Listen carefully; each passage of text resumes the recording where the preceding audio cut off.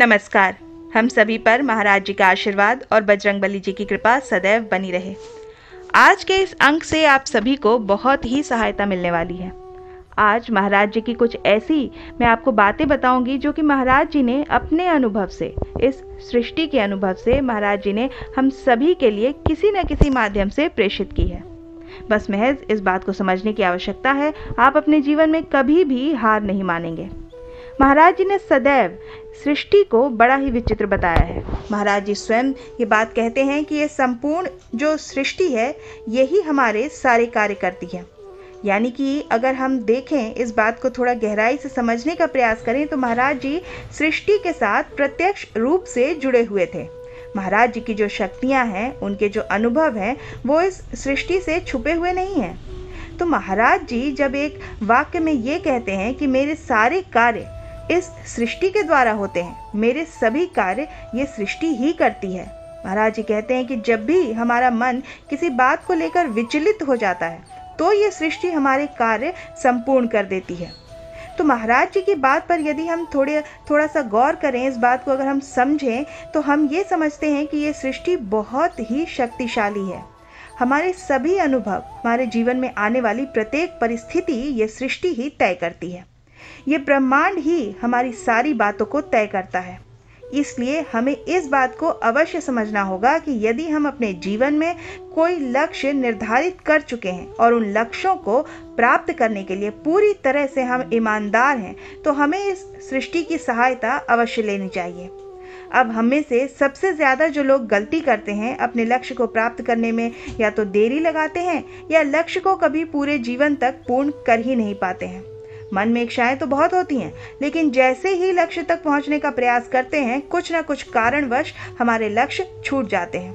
अब हम गलती क्या करते हैं? देखिए, जीवन में हमें एक बात अपने ध्यान में हमेशा बिठा लेनी चाहिए कि हमको अपना जो लक्ष्य है वो पहले से पता होना चाहिए कि हमारा इस जीवन में हमारा लक्ष्य है क्या। अपने जीवन में हमारा जो लक्ष्य हमने निर्धारित किया हुआ है, हम उसके प्रति ईमानदार भी हैं या नहीं। और ईमानदार कैसे होंगे कि आपको ईमानदारी से ये बात पता होनी चाहिए, आपके मन में ये बात घर की हुई होनी चाहिए कि मुझे जीवन में आखिर चाहिए क्या। जब आपका लक्ष्य आपकी नज़रों के सामने आपको प्रत्यक्ष रूप से दिखना प्रारंभ हो जाएगा, तो वो लक्ष्य प्राप्त करने के लिए फिर आप जो भी प्रयास करेंगे वो प्रयास फलीभूत होंगे। उस लक्ष्य तक पहुंचने में आपकी पूरी भूमिका रहेगी। बहुत से लोग ये गलती करते हैं कि उनको जीवन में अपना लक्ष्य ही पता नहीं होता। हमें जीवन से चाहिए क्या, या जीवन में जो भी हमारी नज़रों में सबसे बड़ी उपलब्धि है हमारे लिए वह क्या है, हम यही निर्धारित नहीं कर पाते हैं। तो पहली गलती तो यही हो जाती है। तो इसलिए आज से ये बात अपने मन में निर्धारित कर लीजिए, अभी से, इस क्षण से, कि आपको जीवन से आखिर चाहिए क्या, और उसके प्रति आप ईमानदार भी होना आपके लिए आपका परम आवश्यक है। ईमानदार ऐसे होइएगा कि आप अपने मन से पूछिएगा कि जो भी उपलब्धि आप अपने जीवन में हासिल करना चाहते हैं, क्या उसके लिए आप हकदार हैं? क्या आपको वाकई में वो चीज़ मिलनी चाहिए? क्या आपका लक्ष्य वही है? इसके अलावा तो कुछ और नहीं है। और जब भी जीवन में इसके अलावा वाली कोई भी स्थिति आ जाए, तब आप ये समझ लीजिए कि आपका अभी लक्ष्य जो है वो निर्धारण हो ही नहीं पाया है। जब आपको अपना लक्ष्य पता चल जाएगा, फिर उसके बाद आपको उसको प्राप्त करने का प्रयास करना है। सबसे पहले लक्ष्य को अच्छी तरह से सोच लीजिए, ठान लीजिए, समझ लीजिए, और फिर उस लक्ष्य का पीछा करना आप प्रारंभ करिए। ये तो पहला चरण है, लक्ष्य निर्धारण करना। दूसरी बात आती है कि जीवन में जब लक्ष्य निर्धारित हो जाएगा, उसके बाद उसको पाने के लिए प्रयास करने में भी बिल्कुल आपको कोई बेईमानी नहीं करनी है। आपको ईमानदार रहना है। उसे प्राप्त करने के लिए आपको बिल्कुल ईमानदारी से प्रयास करना है। अच्छा, बहुत से लोग ये कहते हैं कि हमारे जीवन में हमारा लक्ष्य तो है, हमें अच्छे से पता है कि जीवन में हमको यही कार्य करना है, मैं इसी कार्य के लिए तो बना हुआ हूँ या बनी हुई हूँ, मुझे यही प्राप्त करना है। जीवन में यदि ऐसा हो जाता है, उसके बाद फिर अपने आप पर विश्वास करना सीखिए। जो बात आपको समझनी है यहाँ पर वो यही है कि स्वयं पर आपको पूरा भरोसा होना चाहिए। आपका लक्ष्य चाहे जो कुछ भी हो, हर लक्ष्य यहाँ पर संभव है। हर लक्ष्य प्राप्त किया जा सकता है, ऐसी कोई चीज़ नहीं है जो असंभव है। जीवन में हर चीज़ संभव है, बशर्ते आप उसके लिए प्रयासरत होने चाहिए, ईमानदारी से प्रयासरत होने चाहिए। फिर उसके पश्चात आपको ये प्रयास करना है कि उस लक्ष्य को भेदने के लिए आपकी रणनीति बिल्कुल स्पष्ट होनी चाहिए।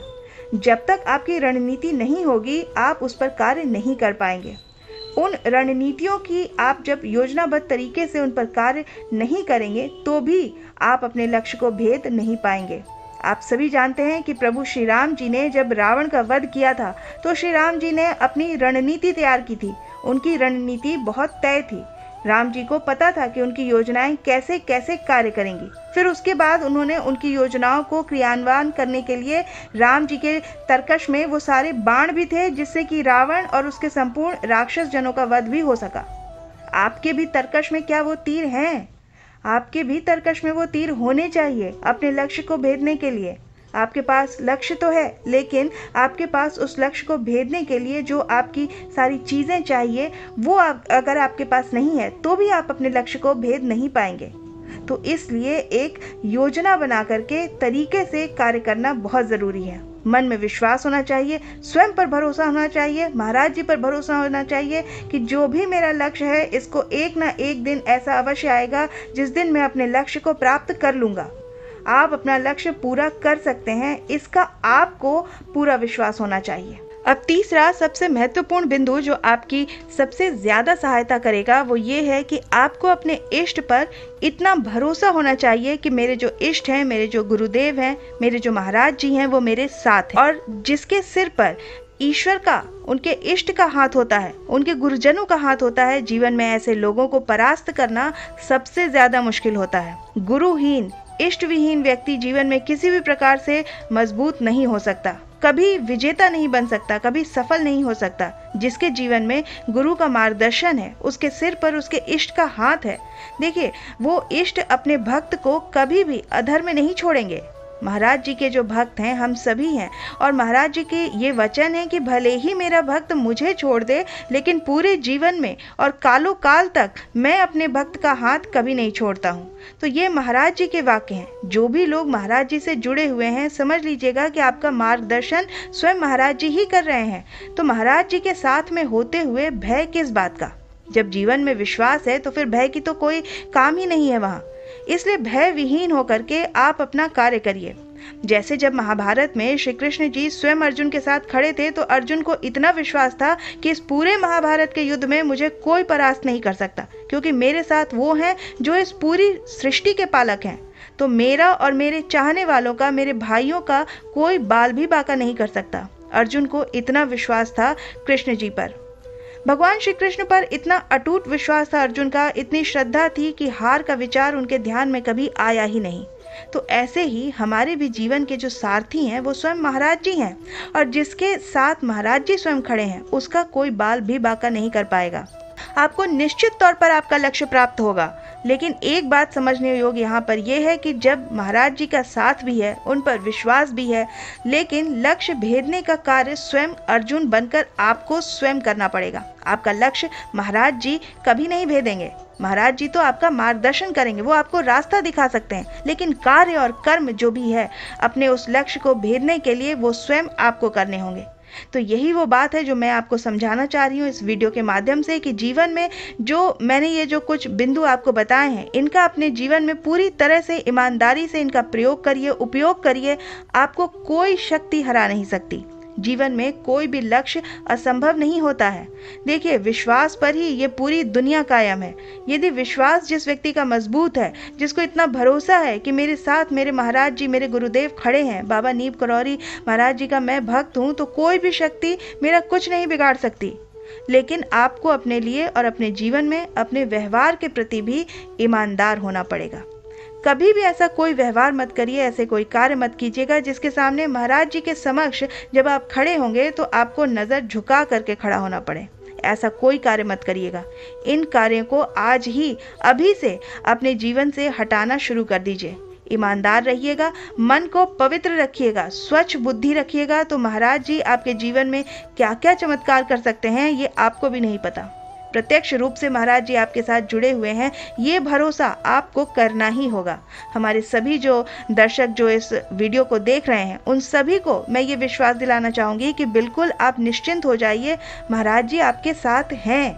अगर आप महाराज जी से किसी भी प्रकार से जुड़े हुए हैं या जीवन में महाराज जी किसी भी प्रकार से आपको दर्शन दे रहे हैं, चाहे स्वप्न के माध्यम से या अनुभवों के माध्यम से या भजन के माध्यम से, या श्री राम जी की अगर आप कथा भी सुन रहे हैं, तो ये भी महाराज जी की मर्जी से ही हो रहा है। क्योंकि जहाँ जहाँ श्री हरि जी का नाम होगा, जहाँ जहाँ प्रभु श्री राम जी का नाम होगा, महाराज जी वहाँ पर विद्यमान रहेंगे, सदैव रहेंगे।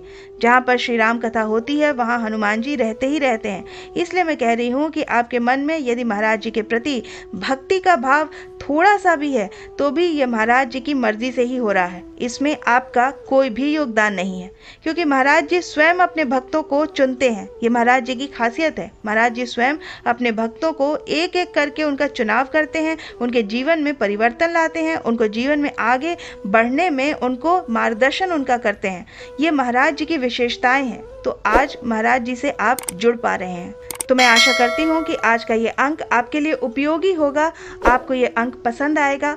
आप अपनी प्रतिक्रिया हमें कमेंट सेक्शन में लिखकर ज़रूर बताइएगा। हम इस अंक को अपने यहीं विराम देते हैं। मिलते हैं आपसे अगले अंक में। तब तक के लिए जय श्री राम, जय बाबा की।